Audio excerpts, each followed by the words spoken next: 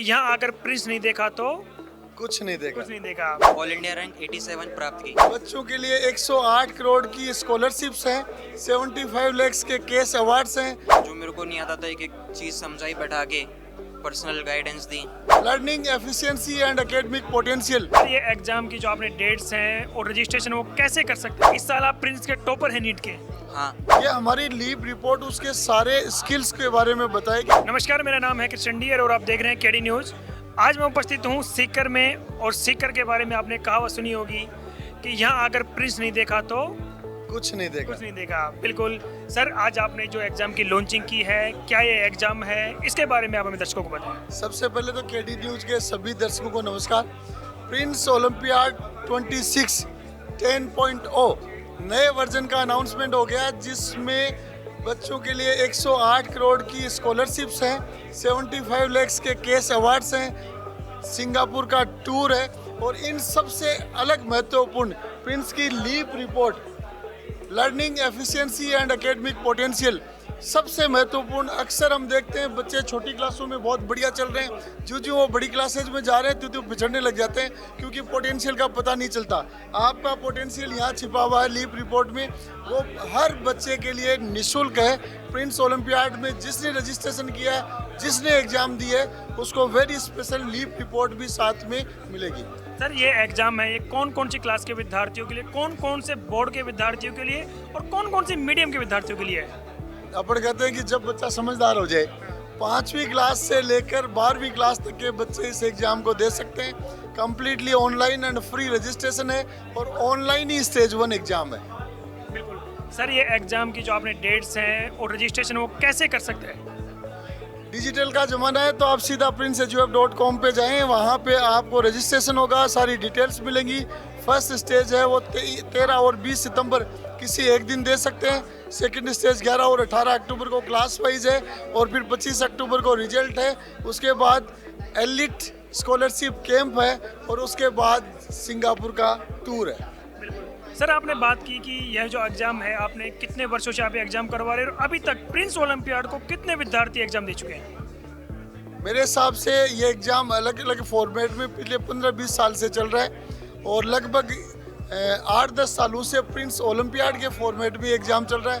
पहले अलग फॉर्मेट थे, तो इस एग्ज़ाम के माध्यम से अब तक मुझे लग रहा है कि कम से कम भी 10 लाख से ज़्यादा बच्चे इस एग्ज़ाम को दे चुके हैं। 10 लाख एक बहुत बड़ा नंबर होता है। सर, मैं आपसे जानना चाहूँगा कि आपने बात की लीव रिपोर्ट, क्योंकि आजकल अक्सर ज़माने में हम देखते हैं कि विद्यार्थी को ये पता नहीं चलता 10वीं कक्षा के बाद में कि 8वीं के बाद में मुझे कौन से फील्ड में जाना है, कहाँ जाना है। आपकी ये जो लीव रिपोर्ट है, ये किस प्रकार से विद्यार्थियों के लिए कारगर साबित होगी? अब बड़े कॉमन सी चीज़ गांव डानियों में कहते हैं कि बच्चा पहले तो बहुत होशियार था, हाँ जी। छोटी क्लासों में चल रहा था बहुत होशियार था, बड़ी में जाते ही पीछे रहने पीछे रह लगे, गया। क्योंकि उस बच्चे के potential area of interest, way of study, thinking skills, critical thinking, analytical skills, इन सब का बच्चे को जानकारी नहीं थी। वो तो पढ़ता जा रहा था और 100/100 नंबर लाता जा रहा था। ये हमारी लीव रिपोर्ट उसके सारे स्किल्स के बारे में बताएगी, पोटेंशियल के बारे में बताएगी, जिससे बच्चा भविष्य का अपना area of interest, subject of interest, topic of interest को जानकर बेहतरीन डिसीजन कर सकता है। मेरा अंतिम सवाल है सर आपसे, जो पेरेंट्स और स्टूडेंट्स इस वीडियो को देख रहे हैं, आपका उनके लिए क्या मैसेज है? मैं सभी बच्चों से कहना चाहूँगा कि जो सोने की चम्मच लेके पैदा हुए हैं, उनके लिए तो ज़्यादा कुछ कहने की ज़रूरत नहीं, लेकिन वो जो आपके ब्रॉन्ज की हो गई या एसएस की जो चम्मच लेके पैदा स्टील की चम्मच। हाँ, एसएस स्टेनलेस स्टील, और या फिर जिसके पास चम्मच है ही नहीं, उन सब बच्चों के लिए प्रिंस ओलंपियाड बेस्ट ऑफर हो सकता है, प्लेटफॉर्म हो सकता है। उन सभी बच्चों को प्रिंस ओलंपियाड का फॉर्म भरना चाहिए, ताकि आपके करियर की अलग डायरेक्शन मिल सके। बहुत सारे बच्चे गांव में फौजी बनने की सोचते हैं, प्रिंस ओलंपियाड दे के एनडीए ऑफिसर बन गए। गांव में नर्सिंग ऑफिसर की सोचते हैं, प्रिंस ओलंपियाड दे के डॉक्टर बन गए। गांव में टेक्नीशियन की सोचते हैं, प्रिंस ओलंपियाड दे के IITian बन गए। इसलिए जो आपकी सोच है, उससे बेहतरीन प्लेटफॉर्म प्रिंस ओलंपियाड के माध्यम से आपको मिलेगा। Okay, thank you so much. अभी मैं उपस्थित हूँ प्रिंस एजुकेशन ऑफ सीकर में, और सीकर में आपको एक बहुत ही शानदार, मैं कहूँ, खास विद्यार्थी से आपकी मुलाकात करवाता हूँ। कौन है ये खास विद्यार्थी, इनका मैं आपको परिचय दूँ या फिर कहें कि मैं इनसे खुद ही जानता हूँ? आपका परिचय आप बताएं। मेरा नाम सौरभ अग्रवाल है। मैंने 12वीं के साथ नीट का एग्ज़ाम दिया था उसमें ऑल इंडिया रैंक 87 प्राप्त की। ओके, इस साल आप प्रिंस के टॉपर हैं नीट के। हाँ, बिल्कुल, आपने ये प्रिंस ओलंपियाड एग्जाम जिसकी आज लॉन्चिंग हो रही है कौन से वर्ष में दिया था? 10th क्लास में दिया था। 10th क्लास में दिया था, तो आपको कौन सी स्कॉलरशिप मिली थी? 100%। 100% स्कॉलरशिप मिली थी। ओके, तो प्रिंस के साथ में आपने 2 साल पढ़ाई की, प्रिंस के साथ आपका एक्सपीरियंस कैसा रहा? बहुत बढ़िया रहा था और यहाँ पे एनवायरनमेंट, टीचर्स, हॉस्टल वगैरह सब बढ़िया है। बढ़िया है। तो आपने ये एग्ज़ाम दिया, आपने 2 वर्ष पूर्व ये एग्ज़ाम दिया होगा। आपके समय में ये वाला होने वाला प्रिंस ओलंपियाड एग्ज़ाम और आज के समय में होने वाले एग्ज़ाम में आप क्या फ़र्क देखते हैं? अब इन्होंने मतलब बहुत अपग्रेड कर दिया, स्कॉलरशिप भी बढ़ा दी, वो क्लब वगैरह भी आ गए। और जो विद्यार्थी आपकी तरह 87 रैंक लेके आना चाहते हैं उनको लिए आपका क्या मैसेज है? और आपका थोड़ा पढ़ाई का रूटीन मुझे थोड़ा खुलकर बताएं, आप थोड़ा शर्मा रहे हैं बताने में। पहले तो मतलब टीचरों पे भरोसा होना चाहिए पूरा, और जैसा वो कहे वैसा फॉलो करना चाहिए, और सवाल ज़्यादा से ज़्यादा करने चाहिए, और पेपर में सवाल करने से मतलब घबराहट नहीं होती। आपने ने कहा कि आपकी 87 रैंक आई है। एक अंडर 100 रैंक आना हर विद्यार्थी का सपना होता है। हर विद्यार्थी सोचता है कि मेरी अंडर 100 रैंक आनी चाहिए।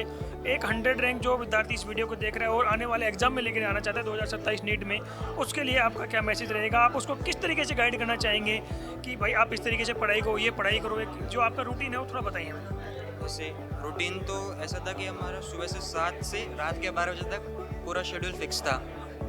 हमारे 3 पेपर होते थे एक दिन के अंदर, उसके अकॉर्डिंग हमारा डर भगाया सबसे पहले तो पेपर का, और सिटिंग मतलब बैठना सिखाया कि पूरे 3 घंटे बैठ सके, इसकी प्रैक्टिस करवाई, पेपर का डर भगाया, अच्छे लेवल का सवाल दिए। और सबसे जो मेरी आने का है वो तो ठीक है पुनित सर है ना, उन्होंने मतलब यही कारण था कि एक तो पेपर करवाया, उन्होंने सवाल दिए जिससे हमारा कॉन्फिडेंस बढ़ा।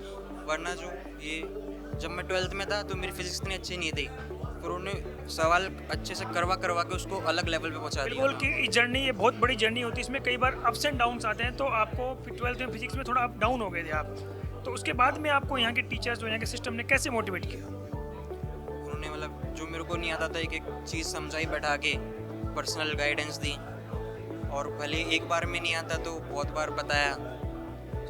प्रिंस एजुकेशन हब के जो चेयरमैन हैं डॉक्टर पीयूष चुंडा सर, इनका कितना बड़ा योगदान मानते हैं आप? आपके इनसे एक मुलाकात होती रहती है रेगुलरली? हाँ, ये आते थे, मोटिवेट करते थे, और उनका मोटिवेशन से मतलब हिम्मत मिलती थी कि हम बहुत बड़ा कर सकते हैं। बिल्कुल, जो प्रिंस ओलंपियाड इस वर्ष होने जा रहा है, जो विद्यार्थी एग्जाम देना चाहते हैं उनको लिए आपका क्या मैसेज रहेगा? प्रिंस ओलंपियाड कि सबसे पहले तो आपको ये देना चाहिए जिससे पता लग सके कि आप कहाँ पे स्टैंड कर रहे हैं, और फिर अगर आपको मौका मिले प्रिंस माने का तो जरूर आना चाहिए यहाँ पे, मतलब सफल ही होंगे। Okay, thank you and best of luck.